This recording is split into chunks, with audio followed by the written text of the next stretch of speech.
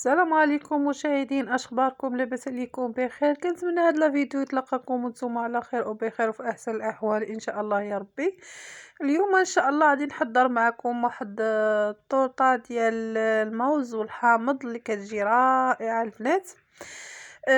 كما كتشوفوا معايا هنايا عندي المول ديالي، درت فيه استفت فيه طريفات ديال الموز مع طريفات ديال الحامض في الوسط.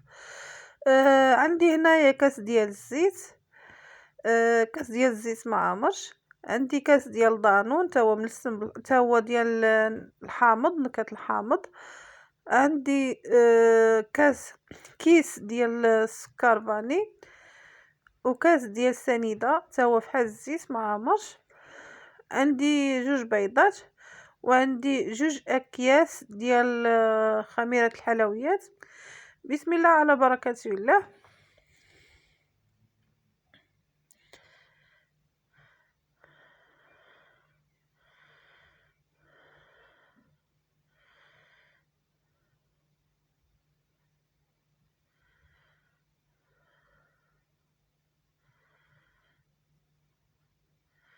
ندير هاد الكيس ديال السكر فاني، بغيتو تكتفيو غير بقشور الحامض حتى هو راه مزيانين كيعطيو نسمه زوينه. دير سنيده كاس ما كاملش، يعني كاس نقصوه تقريبا واحد معلقه. الزيت حتى هو ما عامرش. هاد دانون انا كنت مخلطاه يعني جبت واحد المعلقه وخلطته في الكاس ديالو باش يهود ليا. جيبوا اي طراب كيتوفر عندكم، كان عندكم طراب كهربائي ديروه، ما كانش عندكم ديروا غير الفوي العادي. المهم اللي خص هاد يعني اي كيك ولا اي حاجه، يعني خص البيض يطلع مزيان، يطرغوا مزيان باش كيجي الكيك زوين وكيجي مفشفش.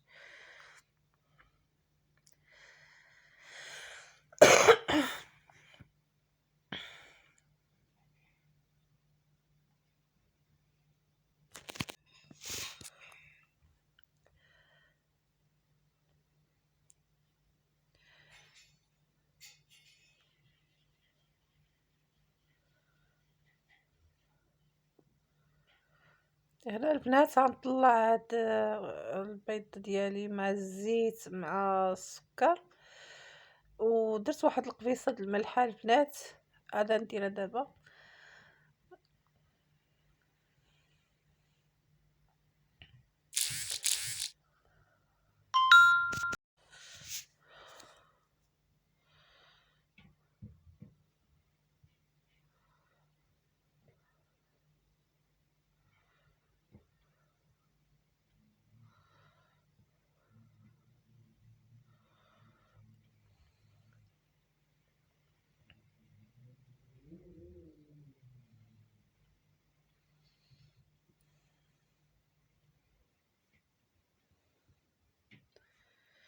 هي البنات قبيصه ديال الملحه ضروري باش كتحسن لينا الذوق ديال اي كيك، يعني اي حلويات كنديروا فيها الملح.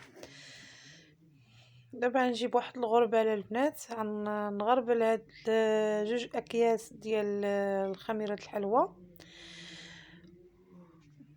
الريحه البنات كيتسمع من عندنا من الشراجم، عندنا الريح.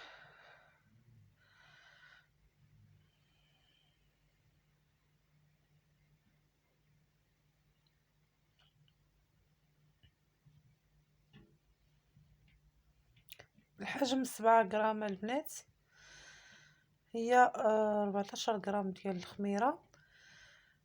الدقيق حسب، يعني انا كنديرها على حسب الخليط، يعني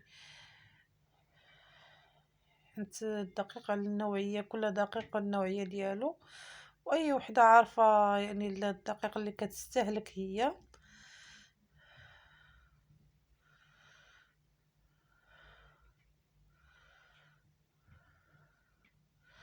نخلط هاد الدقيق ديالي مع العناصر.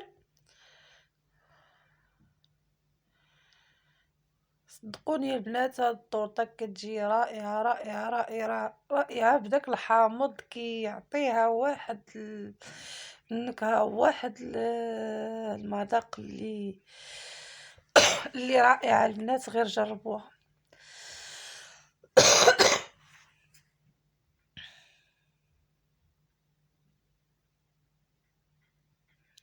صافي الخيط ديالي هو هذا اللي باغا انا.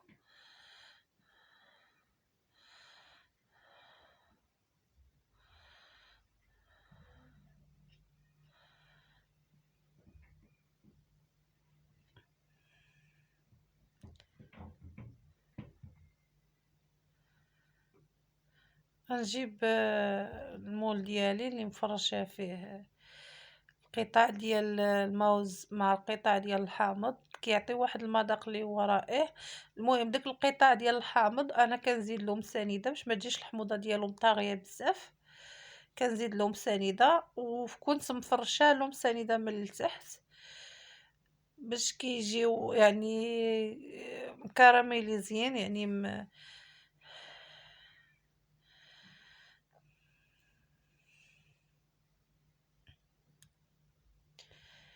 كنزيدهم سنيده هكا. هاد الطورطه البنات المذاق ديالها هو اللي كيجي رائع البنات الصراحه الله. فاش غتجربوها غتبقاو ديروها ديما لوليداتكم لان المذاق ديالها كيجي زوين.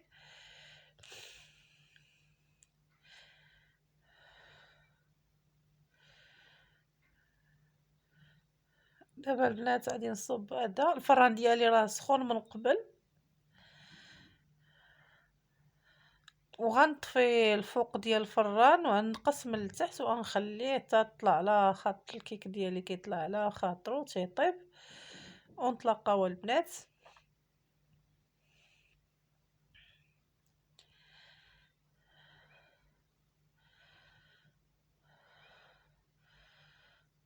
نقادها من هنا بهاد السباتولا هادي، نقاد ليها الوجه ديالها،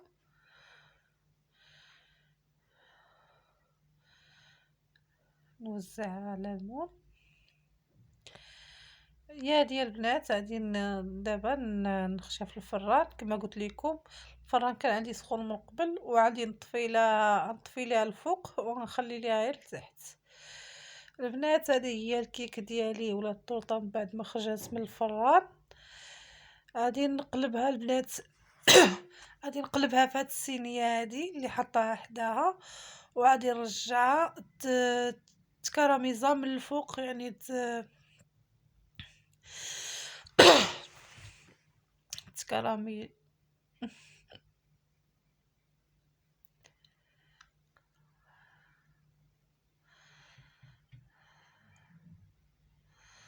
عرضت البنات يعني غنشعل عليها غير الفوق دابا، نطفي لتحت ونشعل غير الفوق فاش غنقلبها فهاد الطاوة فهاد يعني الصينية. ها هي البنات من بعد ما قلبتها في الصينية غادي نردها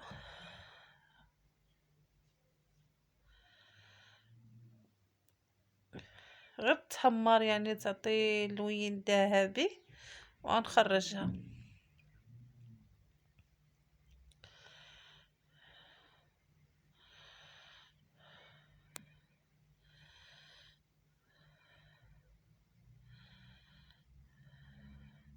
البنات هي من بعد ما دخلتها الفران عاوتاني وشعلت ليها غير الفوق طفيت لتحت خليتها تتحمرات هكا شويه من الفوق. شوفوا البنات راه كتجي رائعه ما شاء الله. الا عجباتكم البنات هاد الطورطه ولا هاد الكيكه ما تنساوش ليا اللايك والاشتراك وفعلوا الجرس باش يوصلكم كل جديد على الوصفات ديالنا اللي كنحضروا. ومرحبا بالجميع ومرحبا بالناس الجداد حتى هما مرحبا بهم وبكم باش مستمرة القناة.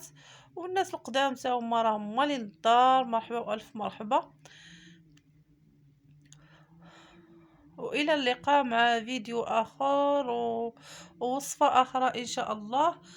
وبارطاجيوها مع الناس اللي عندكم باش كلشي يستافد. هانتوما نقطع معكم واحد طريف باش تشوفوا كيفاش كتجي مفشفشه من الداخل وزوينه البنات. المهم البنات راه المذاق راه لا يطاق، راه المذاق غزال تبارك الله. كيجي المذاق ديال الحامض مع الموز كيعطي واحد المذاق اللي هو زوين. والى اللقاء.